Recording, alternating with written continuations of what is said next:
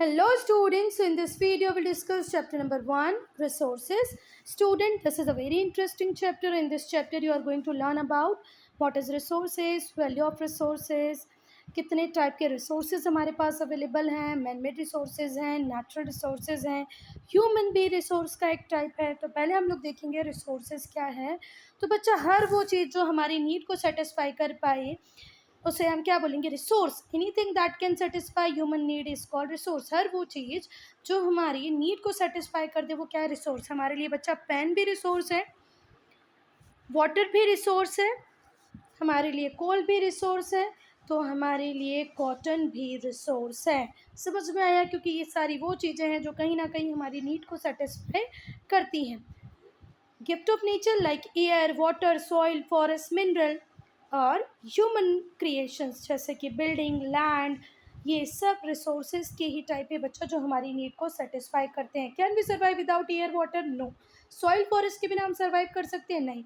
तो बच्चा भले ही वो नेचर का गिफ्ट हो, एयर, वाटर, फॉरेस्ट, मिनरल, या तो फिर वो बिल्डिंग हो, रोड हो, ये सब को हम रिसोर्स बोलेंगे क्योंकि ये सब ह्यूमन की नीड को सेटिस्फाई कर रहे हैं। बच्चा ह्यूमन भी एक इम्पॉर्टेंट नेचुरल रिसोर्सेज है, ह्यूमन भी एक इम्पॉर्टेंट नेचुरल रिसोर्सेज है क्योंकि ह्यूमन ही वो है जो अपनी एबिलिटीज से, कैपेबिलिटीज से रिसोर्सेज को जो मटेरियल जो थिंग अवेलेबल है उसको किस तरीके से यूज़ करना है, ये कौन बताता है? ह्यूमन बताता है। उसकी एबिलिटी से, उसकी कैपेबिलिटी से, उसके स्किल से वो आइडेंटिफाई करता है कि कौन सी चीज़ रिसोर्स हो सकती है, जो एग्जिस्टिंग रिसोर्सेज है उनका क्या नया यूज़ हो सकता है। आई बात समझ में? जैसे यूरेनियम, बहुत एंशियंट टाइम से हम यूरेनियम का यूज़ नहीं जानते थे, ये तो ह्यूमन के स्किल थे, ह्यूमन की एबिलिटी थी जिसने यूरेनियम किस तरीके से यूज़ हो सकता है ये ढूंढा। ठीक है। फिर अगर हम बात करें कि जो एग्जिस्टिंग रिसोर्सेज हैं उसका क्या नया यूज़ हो सकता है, ये भी ह्यूमन रिसोर्स ने ढूंढा। देखो बच्चा, सन एनर्जी हम बहुत एंशियंट टाइम से यूज़ करते आए हैं, हम क्या यूज़ करते हैं, उससे ही लाइफ पॉसिबल हुई है। विंड एनर्जी थी जिसको हम बस सोचते थे ब्रीथ इन ब्रीथ आउट के काम आती है, पर बच्चा सन एनर्जी से, विंड एनर्जी से इलेक्ट्रिक एनर्जी बनाई जा सकती है। ये कहाँ से पता चला, किसने बनाया? हमारी ह्यूमन इंटेलिजेंस ने, है ना। तो ह्यूमन रिसोर्स एक इम्पॉर्टेंट नेचुरल रिसोर्स है क्योंकि किसी भी रिसोर्स को, किसी भी थिंग को यूज़फुल बनाना, उसके डिफरेंट डिफरेंट यूजेस ढूंढना, ये ह्यूमन का ही काम है। कोई भी चीज़ रिसोर्स तभी बनेगी जब उसकी यूज़फुल प्रॉपर्टीज़ रिकॉग्नाइज कर ली जाए। A thing become a resource only when its useful properties are recognized. एक चीज़ जब यूज़फुल बनेगी जब उसकी यूज़फुल प्रॉपर्टीज़ आपको पता हो। जैसे कि कोल का कोई भी यूज़ नहीं था, मिलियंस ऑफ ईयर से कोल अर्थ के ऊपर एग्जिस्ट करता था, पर ये रिसर्च तभी बना जब हमारी ह्यूमन बीइंग ने एनालिस कर लिया, जान लिया, डिस्कवर कर लिया कि कोल में फायर प्रोड्यूसिंग प्रॉपर्टी है। आई बात समझ में?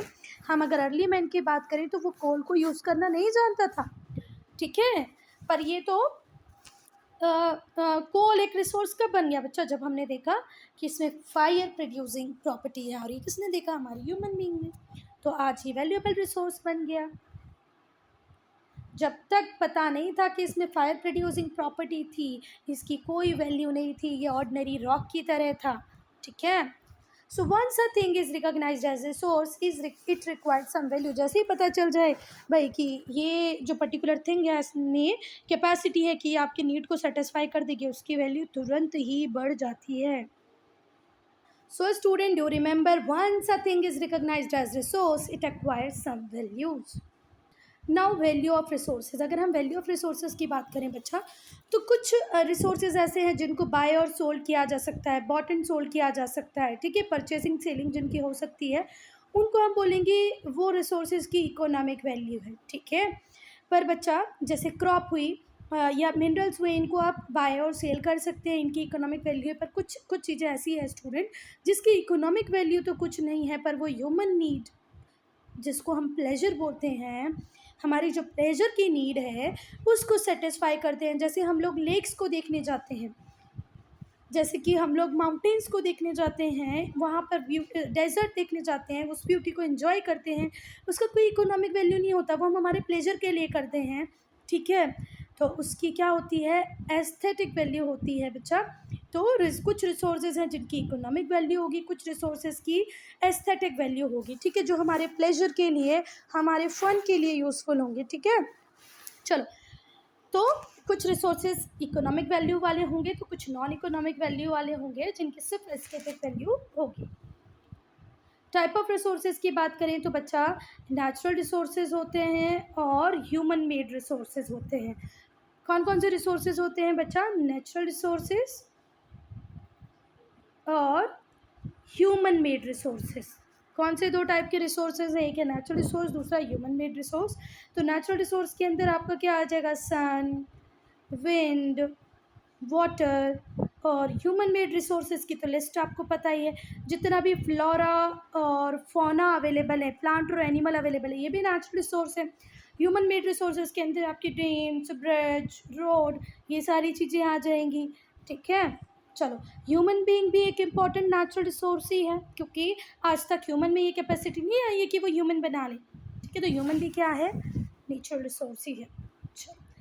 ह्यूमन बीइंग एक इम्पॉर्टेंट नेचुरल रिसोर्सेज है, क्योंकि उनमें बेसिक क्वालिटीज़ हैं, उनकी एबिलिटीज़ हैं जो उन्हें रिसोर्स बनाती हैं। ह्यूमन बीइंग भी एक इम्पॉर्टेंट नेचुरल रिसोर्स है, क्योंकि उसके अंदर वो क्वालिटीज़ है, वो कैपेबिलिटी है, वो एबिलिटी है कि उसे हम क्या कहें? रिसोर्स। उसके पास नॉलेज है, स्किल है, विजडम है, हेल्थ है, जिसका यूज़ करके वो क्या कर सकता है? एग्जिस्टिंग जो हमारे पास अवेलेबल मटेरियल है उसके नए नए यूजेस ढूंढ सकता है, उसको बेटर वे में यूज़ कर सकता है, उनकी क्वालिटी को इम्प्रूव कर सकता है, ठीक है। और स्टूडेंट, अगर हमें किसी ह्यूमन रिसोर्स की क्वालिटी को इम्प्रूव करना है तो हमें उसे क्या देना पड़ेगा बच्चा? एजुकेशन। एजुकेशन आप किसी बच्चे को दोगे तो वो आपके लिए बहुत अच्छा ह्यूमन रिसोर्स बनेगा। एजुकेशन के साथ आप उसको क्या भी देना है? हेल्थ। तो हर सरकार को, कंट्री की गवर्नमेंट को एजुकेशन और हेल्थ पे काम करना चाहिए, जिससे कि उसे एक अच्छा ह्यूमन रिसोर्स मिल पाए। और ह्यूमन रिसोर्स में डेवलपमेंट करने को ही, इम्प्रूवमेंट करने को ही क्या बोलते हैं? Human resource development. जब आप ह्यूमन पे एजुकेशन में खर्चा करोगे, ह्यूमन के हेल्थ पे खर्चा करोगे, उसके अंदर क्वालिटी एनहांसमेंट, स्किल डेवलपमेंट का काम करोगे, तो इसी को क्या बोलते हैं बच्चा? Human resource development. Now student, whatever resources are created by humans are called human made resources. Human made resources में क्या आ जाएगा? हमारा अपना घर, road, school, hospital, government bodies, machines and so on. तो जो एप्लीकेशन है लेटेस्ट नॉलेज की, the application of latest knowledge and skill in doing और मेकिंग थिंग्स। अच्छा, किसी चीज़ को बनाने में, किसी काम को करने में जब आप लेटेस्ट नॉलेज का यूज़ करते हो, एक नई एप्लीकेशन लगाते हो, तो उसी को हम क्या बोलते हैं बच्चा? टेक्नोलॉजी, ठीक है। लेटेस्ट नॉलेज को अप्लाई करना, लेटेस्ट नॉलेज की एप्लीकेशन को कहीं पुट करना, ठीक है। किसी काम में स्किल को लगाना, चीज़ों को बनाते टाइम किसी चीज़ को इस तरीके से यूज़ करना कि उसकी इकोनॉमिक वैल्यू बढ़ जाए, उसकी यूज़फुलनेस बढ़ जाए, तो वो किसके थ्रू ही पॉसिबल हो पा रहा है? टेक्नोलॉजी के थ्रू ही पॉसिबल हो पा रहा है। फिर से एक बार, the application of latest technology and skill, latest knowledge की, लेटेस्ट स्किल की, किसी काम को, किसी चीज़ को बनाते टाइम अगर आप अप्लाई कर रहे हो, यूज़ कर रहे हो, तो उसी को क्या बोलेंगे? टेक्नोलॉजी। तो टेक्नोलॉजी भी क्या है स्टूडेंट? मैन मेड रिसोर्स है। Technology is also a man made resource, ठीक है। हमने साइंस पढ़ा, साइंस के थ्रू हम क्या लेके आए? नई नई टेक्निक्स लेके आए, टेक्नोलॉजी लेके आए। Now classification of natural resources. Natural resources को हम उनके नेचर के हिसाब से, स्टॉक के हिसाब से और डिस्ट्रीब्यूशन के हिसाब से, प्लस लेवल ऑफ डेवलपमेंट के हिसाब से अलग अलग कैटेगरीज में डिवाइड कर सकते हैं। नेचुरल रिसोर्सेज को आप कितनी कैटेगरी में डिवाइड कर पाओगे बच्चा? Basis of their nature, stock, distribution और लेवल ऑफ डेवलपमेंट। इन 4 पॉइंट्स पे आप नेचुरल रिसोर्सेज को क्लासीफाई कर सकते हो। हम लोग एक एक करके पढ़ेंगे। चलो, तो on the basis of their nature, nature के हिसाब से हम नेचुरल रिसोर्सेज को 2 कैटेगरीज में डिवाइड कर सकते हैं, बायोटिक एंड एबायोटिक। बच्चा, हम लोगों ने पढ़ा कि नेचुरल रिसोर्सेज को कितने टाइप में कैटेगराइज कर सकते हो, तो हमने बोला 4 टाइप में, उनके नेचर पे, स्टॉक पे, डिस्ट्रीब्यूशन पे और लेवल ऑफ डेवलपमेंट पे और यूज़ पे, ठीक है। And use, nature of development and use. चलो, तो पहले हमने देखा नेचर। नेचर के हिसाब से हम 2 कैटेगरी में डिवाइड कर सकते हैं, कि बायोटिक, दूसरा एबायोटिक। बायोटिक वो रिसोर्सेज है जिनमें लाइफ होगी, लिविंग होगी, जो लिविंग होंगे, जिनमें लाइफ होगी, जैसे हमारा प्लांट और हमारे एनिमल, ये हमारे लिए बायोटिक होंगे, ठीक है। और एबायोटिक जिनके अंदर लाइफ नहीं होगी। अगर हम माउंटेन्स की बात करें तो क्या उनमें लाइफ होती है? नहीं होती है, ठीक है। तो एबायोटिक रिसोर्सेज वो रिसोर्सेज होंगे जो नॉन लिविंग होंगे, जिनमें लाइफ नहीं होती है, जैसे water, air, solar energy, mountain, metals. These all are non living things are called abiotic resources. तो नेचर के हिसाब से दो टाइप के रिसोर्सेज है, नेचुरल रिसोर्सेज की दो कैटेगरी, बायोटिक है बायोटिक। बायोटिक जिनमें लाइफ होती है, जो लिविंग थिंग है, एनिमल और प्लांट। एबायोटिक जिनमें लाइफ नहीं होती, water, air, solar energy. Student अब सेकेंड कैटेगरी है स्टॉक के अकॉर्डिंग, ठीक है। पहली कैटेगरी हमने देखी नेचर के हिसाब से, दूसरी कैटेगरी हम देख रहे हैं स्टॉक के हिसाब से, कि उनके स्टॉक को देखकर आप दो कैटेगरी में डिवाइड कर सकते हो, एक रिन्यूएबल और एक नॉन रिन्यूएबल। तो बच्चे जो renewable source of energy, renewable resources हैं कि एक टाइम के बाद अपने आप को रिन्यू कर लेते हैं, ठीक है, अनलिमिटेड क्वांटिटी में अवेलेबल है, ठीक है। जैसे कि हम लोग देखते हैं कि समर्स आती है तो वाटर का प्रॉब्लम बहुत ज़्यादा होता है, जो हमारे बोरिंग होते हैं, ट्यूबवेल होते हैं, वो सूखने लग जाते हैं और पानी देना हमें बंद कर देते हैं। पर जैसे ही एक दो बार बारिश हो जाती है, रेनफॉल हो जाती है, तो यहाँ पर पानी वापस से आ जाता है, एयर है। तो ये रिन्यूएबल नेचुरल रिसोर्सेज है जो एक टाइम के बाद रिन्यू हो जाएंगे। Renewable resources are those which are present in unlimited quantities, जो अनलिमिटेड क्वांटिटी में अवेलेबल हैं, and are constantly being generated by natural processes, और नेचुरल प्रोसेसेस इन्हें कंटिन्यू जनरेट कर रही है, जैसे कि हमारा एयर और हमारा वाटर। ठीक, कोई बात ख़त्म, जैसे हमें लगता है कि पानी ख़त्म भी हो रहा है तो एक दो बारिश के बाद वापस से मिल जाता है। एयर तो ख़त्म ही नहीं हो रही है बच्चा, मिलती जा रही है। नेक्स्ट है रिसोर्सेज, जैसे कि sunlight, wind, air etcetera are inexhaustible, ये कभी ख़त्म ही नहीं होते हैं, ठीक है। ये हमारे पास बहुत अमाउंट में प्रेजेंट है, ठीक है।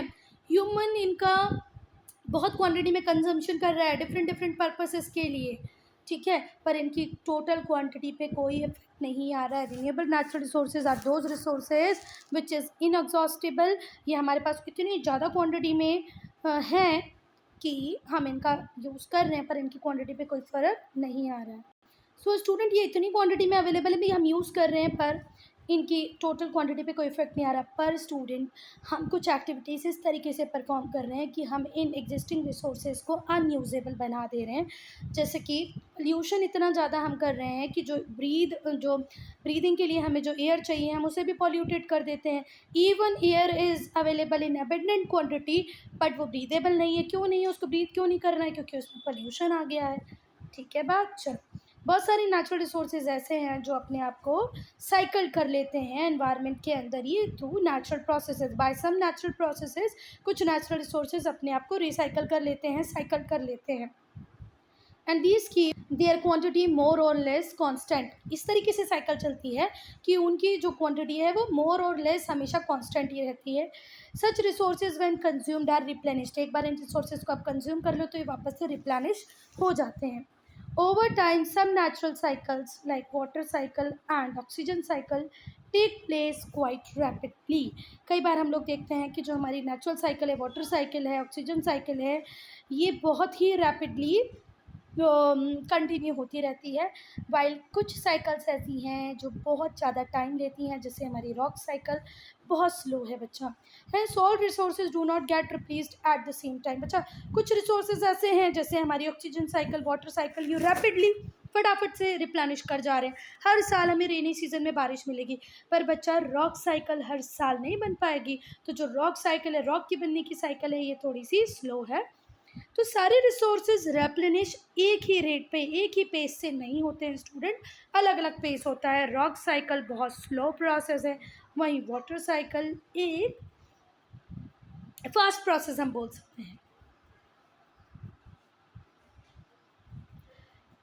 कुछ नेचुरल रिसोर्सेज हैं, some natural resources can be generated by us, कुछ नेचुरल रिसोर्सेज हम जनरेट कर सकते हैं बच्चा। जैसा हम फॉरेस्ट बना सकते हैं, हम ट्रीज़ को प्लांट करते जाएं तो हम फॉरेस्ट प्रोड्यूस कर सकते हैं, ठीक है।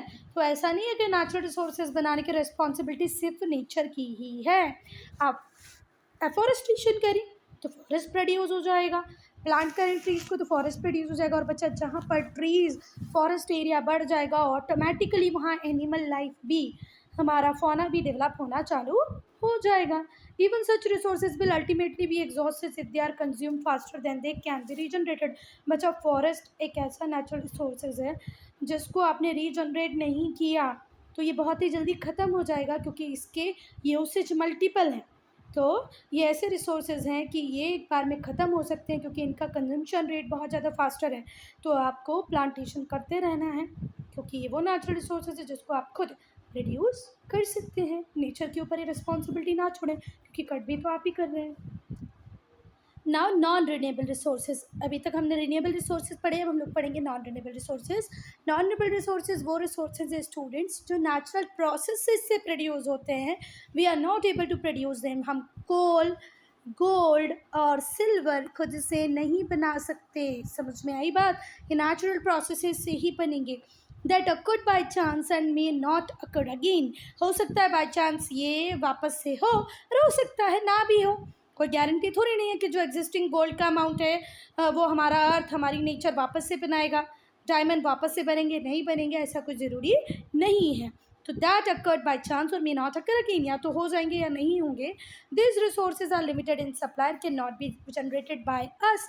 ये बहुत लिमिटेड है बच्चा सप्लाई में, और हम इन्हें जनरेट नहीं कर सकते. एक बार अगर हमने इनको कंज्यूम कर लिया तो फिर हमें कैपेसिटी नहीं है कि हम वापस से इसको बना लें. ना ही तो हम पेट्रोल बना सकते हैं, ना ही हम डीजल बना सकते हैं, ना ही हम गोल्ड बना सकते हैं, ना ही हम सिल्वर बना सकते हैं. ठीक कोई बात? अब ये मत सोचना कि हम फॉरेस्ट जनरेट कर सकते हैं. हाँ भैया, तुम फॉरेस्ट लगा सकते हो. फॉरेस्ट लगाओगे तो ऑटोमेटिकली एनिमल लाइफ भी वहाँ पर आ जाएगी, पर आप मेटल्स खुद, फॉसल फ्यूल्स खुद डेवलप नहीं कर सकते, खुद नहीं बना सकते हो. तो नॉन रिन्यूएबल रिसोर्सेज वो होते हैं जो नेचुरल प्रोसेस से ही बनेंगे, और कोई ज़रूरी नहीं है कि नेचुरल प्रोसेस से भी वो गारंटीड बाद में बनेंगे. इट मे और मे नॉट अकर अगेन. चलो, मेटल और फॉसल फ्यूल्स, मेटल के और आयरन और, ठीक है, जैसे कि मेटल के और फॉसल फ्यूल्स एग्जाम्पल है नॉन रिन्यूएबल रिसोर्सेज के. और ये रिन्यू भी होते हैं ना बच्चा, तो इनको रिन्यू होने में 4000-5000 ईयर लग जाते हैं. तो तुम्हें लगता है एक human life, average life 60-70 year होती है, 4000 ईयर तक हम किसी चीज़ का वेट कर पाएंगे? Not possible. चलो, कुछ रिसोर्सेज हैं जैसे iron, gold, wood etcetera can be recomplete from discarded thing. बच्चा, जैसे आयरन है, गोल्ड है, वुड है, आप इनको डिस्कार्डेड थिंग से वापस से रिक्लेम कर सकते हो, इनको वापस से यूज़ कर सकते हो. जैसे मेरे पास गोल्ड का कोई ईयर रिंग होगा, मैं उससे चाहूँ तो रिंग बनवा सकती हूँ, उस ईयर रिंग से नए डिज़ाइन का ईयर रिंग बनवा सकती हूँ. कोई आयरन होगा तो आयरन का पहले मेरे पास अगर कोई क्या होगा, ट्रंक होगा, तो उससे मैं रॉड्स बना सकती हूँ, रॉड से मैं शीट्स बना सकती हूँ. पर इनको हम दोबारा यूज़ कर सकते हैं और इसी को क्या बोलते हैं, रिसाइकलिंग. ठीक है, जैसे हमारे पास एक वुडन फ्रेम था जिसमें हमने नेट लगवाई हुई थी मॉस्किटो से बचने के लिए. ये जब नेट ख़राब हो गई तो हमने इस डोर को चेंज किया, तो इसका ये वाला जो पार्ट बचा था जहाँ पर वुडन था, उससे अब हमने क्या बनवा लिया है बच्चा, एक ग्लास टेबल. ठीक है, ऊपर ग्लास है और नीचे इनसे ही हमने वो उसका बेस बनवाया हुआ है. For example, fossil fuels once consumed can not be reclaimed. आपने अगर आपकी गाड़ी में पेट्रोल डलवाया, उससे एक डिस्टेंस आपने कवर कर लिया, उसके बाद क्या उस पेट्रोल को आप रिसाइकिल कर सकते हो, रीयूज़ कर सकते हो? नहीं. आप बच्चा गोल्ड को रीयूज़ कर सकते हो, इवन आप सिल्वर को रीयूज़ कर सकते हो, but you are not able to reuse petrol. Fossil fuel को आप दोबारा रीयूज़ नहीं कर सकते हो. रिसोर्सेज स्टूडेंट हमारी अर्थ के ऊपर इवनली डिस्ट्रीब्यूटेड नहीं है. जब हम सऊदी अरेबिया की बात करें तो क्या बात आती है आपके दिमाग में? यहाँ पर क्या है, ऑयल. इतना ही ऑयल क्या हमारे इंडिया में अवेलेबल है? नो, बिल्कुल भी अवेलेबल नहीं है. जितनी भी ओपेक कंट्रीज़ हैं उन सब में आप जब वेल डिग करेंगे तो आपको क्या मिलेगा, ऑयल. पर हमारे इंडिया में हम वेल डिग करेंगे तो हमें क्या मिलेगा, वाटर. तो इस तरीके से आप समझा सकते हो कि रिसोर्सेज का इवन डिस्ट्रीब्यूशन नहीं है. कुछ रिसोर्सेज जैसे सनलाइट है, एयर है, which are found everywhere, are ubiquitous resources. वजह सनलाइट और एयर जो हर जगह अवेलेबल है, इसे हम बोलते हैं ubiquitous resources. Ubiquitous resources are those resources which are available everywhere, but some metal or fertile soil which is not available everywhere are called localized resources. अगर हम हमारे नॉर्दर्न प्लेन्स की बात करें तो वहाँ पर बहुत फर्टाइल सॉइल अवेलेबल है. तो क्या नॉर्दर्न प्लेन्स पूरी इंडिया में अवेलेबल है, पूरे वर्ल्ड में अवेलेबल है? नहीं बच्चा, कहीं पर बहुत बड़े बड़े डेजर्ट मिलेंगे, जैसे थार डेजर्ट है, सहारा डेजर्ट है. तो नॉर्दर्न प्लेन्स जहाँ पर फर्टाइल सॉइल है ये हर जगह अवेलेबल नहीं हो सकती, तो इसको लोकलाइज्ड रिसोर्सेज बोलेंगे. कोल्ड हर जगह अवेलेबल नहीं है तो इससे भी लोकलाइज्ड रिसोर्सेज बोलेंगे. डायमंड हर जगह अवेलेबल नहीं है तो भी लोकलाइज्ड रिसोर्स है. So some resources are available everywhere, they are called ubiquitous resources. Some resources are available on some specific places, they are called localized resources. चलो, student based on their development, level of development use, उनके use के according, उनके level of development को देखते हुए आप resources को again 2 categories में डिवाइड कर सकते हो. एक होता है एक्चुअल, दूसरा होता है पोटेंशियल. एक्चुअल रिसोर्सेज वो रिसोर्सेज होते हैं बच्चा जिनकी लोकेशन, क्वालिटी, क्वांटिटी आपको पता है. Actual resources are those resources which we are using currently. We are knowing about their location, on which location we are able to find that what quality of particular resources we have, in how much quantity these resources are available. So if you are knowing everything about them, they are called actual resources. But potential resources are those resources whose actual quality, quantity is not known. Even you are not using them. Okay, तो actual resources वो जिनको आप use कर रहे हो, जो कहाँ available हैं, जिनकी कितनी क्वांटिटी, क्वालिटी सब आपको पता है, वो एक्चुअल रिसोर्सेज हो गए. जो जिनके लिए आपके पास टेक्नोलॉजी अवेलेबल है, जिस टेक्नोलॉजी का यूज़ करके आप उनको यूज़ कर सकते हो. ठीक है, वो सूटेबल है, यूटिलाइजेशन के लिए भी सूटेबल है. उनको निकालने के लिए, उनको यूज़ करने के लिए जो टेक्नोलॉजी चाहिए वो भी आपके पास अवेलेबल है. तो उसे क्या बोलेंगे बच्चा? Actual resource. पर कुछ रिसोर्सेज ऐसे भी हैं, ऑल अवेलेबल रिसोर्सेज में से कुछ रिसोर्स ऐसे भी हैं जो अभी सूटेबल नहीं है यूटिलाइजेशन के लिए, जिनके लिए आपके पास टेक्नोलॉजी अवेलेबल नहीं है. तो दोनों बात समझना, जिसके लिए लोकेशन, क्वालिटी, क्वांटिटी पता हो, टेक्नोलॉजी अवेलेबल हो, आज की नीड को सुटेबली वो फुलफिल कर रहे हैं, तो वो हो गए एक्चुअल रिसोर्सेज. पर कुछ रिसोर्सेज ऐसे हैं जिनमें पोटेंशियल तो है वो हमारी नीड को सेटिस्फाई कर पाए, पर आज की नीड को वो सूट नहीं करते हैं. हमारे पास अवेलेबल वो टेक्नोलॉजी अवेलेबल नहीं है जिसको हम यूज़ कर पाएँ, जिनकी क्वालिटी, क्वांटिटी हमें पता नहीं, वो कौन से हो गए? Potential resources. ठीक है, फिर से देखना बच्चा, all available resources may not be suitable for utilisation. सारे अवेलेबल रिसोर्सेज हम हो सकता है सूटेबल नहीं हो यूटिलाइजेशन के लिए, उनके लिए टेक्नोलॉजी हमारे पास अवेलेबल नहीं हो, वो रिसोर्सेज को हम पोटेंशियल रिसोर्सेज कहेंगे. For example, the force of flowing water and wind were potential resource. We learn to generate electricity. आप विंड से एनर्जी, इलेक्ट्रिक एनर्जी बना सकते हो, वाटर से इलेक्ट्रिक एनर्जी बना सकते हो, पर आज भी हम थर्मल पावर प्लांट पे ज़्यादा बेस कर रहे हैं बच्चा. क्यों? क्योंकि हम अभी ट्रेडिशनल मेथड से सेटिस्फाई हैं.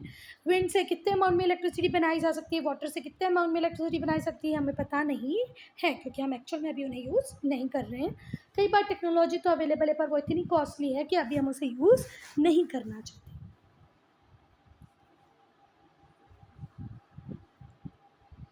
पर बेटा जैसे ही हमने ये सीख लिया कि आप वाटर से इलेक्ट्रिसिटी बना सकते हो, विंड से इलेक्ट्रिसिटी बना सकते हो, तो ये ही रिसोर्सेज कौन से रिसोर्सेज हो जाएंगे? एक्चुअल, जिनको मैंने पहले पोटेंशियल रिसोर्सेज में रखा.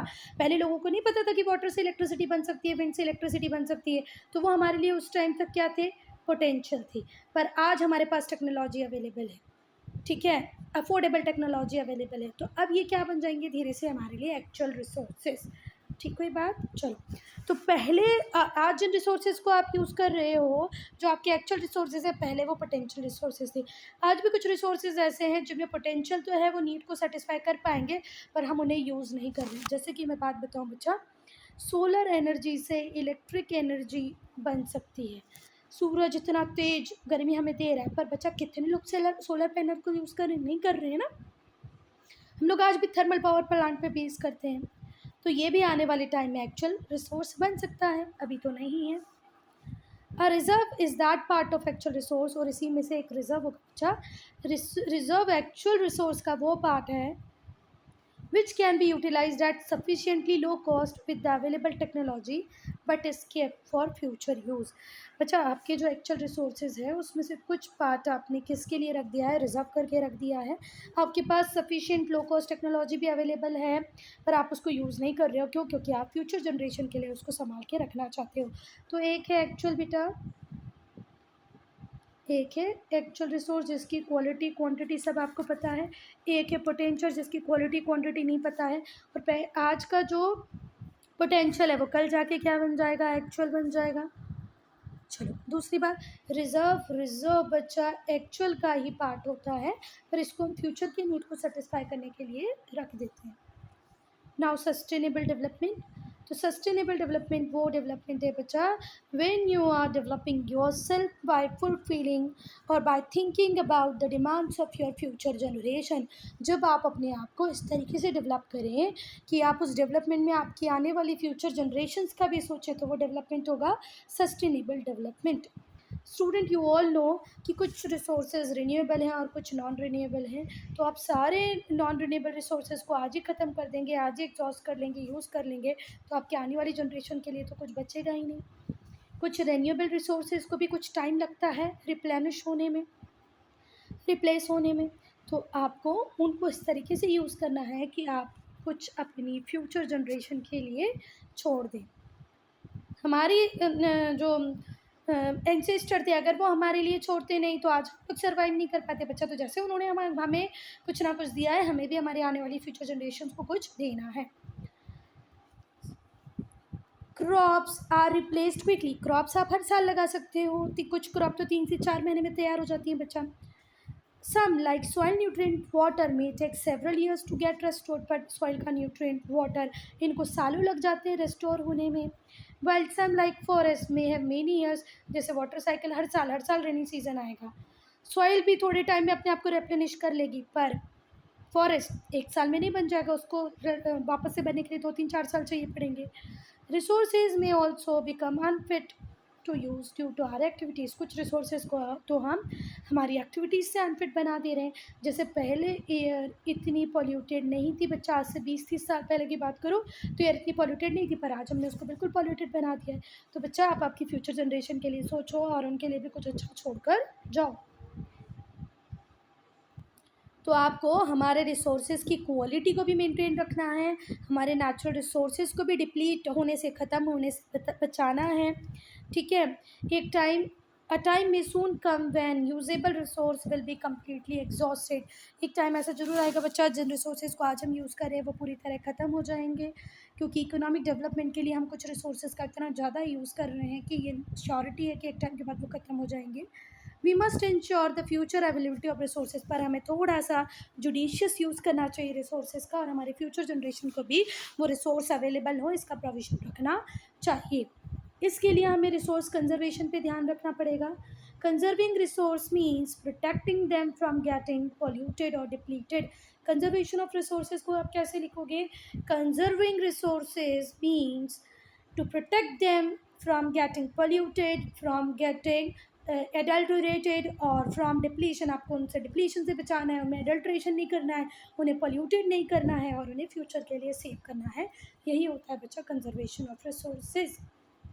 कंजर्वेशन हेल्प करेगा हमारे रिसोर्सेज को, इस तरीके से आपको कंजर्वेशन करना है कि आप आपकी करंट नीड को भी सेटिस्फाई कर पाएँ without destroying the needs of future generation, ठीक है। आपको अपनी फ्यूचर जनरेशन का सोचते हुए अपनी नीड को सेटिस्फाई करना है। In such a way that present needs can be met without destroying the ability for future generation to meet their need। Future generation भी अपनी नीड्स को पूरा कर पाए और हम भी अपनी नीड को आज पूरा कर लें, इस तरीके से हमें सोचना चाहिए। This is known as sustainable development, where you are developing yourself in such a way that you are also thinking about your future generation is called sustainable development। क्या करना है पहले आपको बच्चा? वेस्टेज को प्रिवेंट करना है, हर टाइप की वेस्टेज को रोकना है, भले ही वो फूड का वेस्टेज हो, भले ही वो वाटर का वेस्टेज हो। आई बात समझ में? किसी भी चीज़ का, किसी भी रिसोर्स का एक्सेसिव कंजम्पशन नहीं करना है, पोल्यूशन को रोकना है, बायोलॉजिकल डाइवर्सिटी को प्रिजर्व करके रखना है, यूजेबल रिसोर्सेज को रिसाइकल करना है, using more abundant alternative instead of scarce resources. जो अल्टरनेटिव्स अवेलेबल हैं आप उनको यूज़ करो as compared to scarce resources. जो रिसोर्सेज कम है उनको यूज़ ना करो. So student, I am ending this video here only. If you have any doubt, any problem, to write in comment section.